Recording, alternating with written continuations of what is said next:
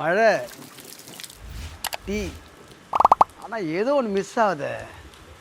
கொடியிலே மல்லிகைப்பூ மணக்குதே மானே,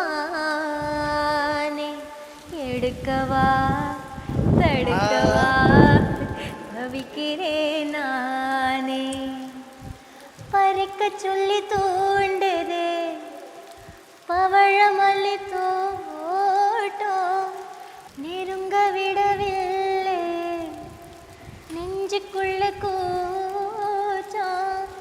என்னப்பா இப்ப கம்ப்ளீட் ஆயிடுச்சா?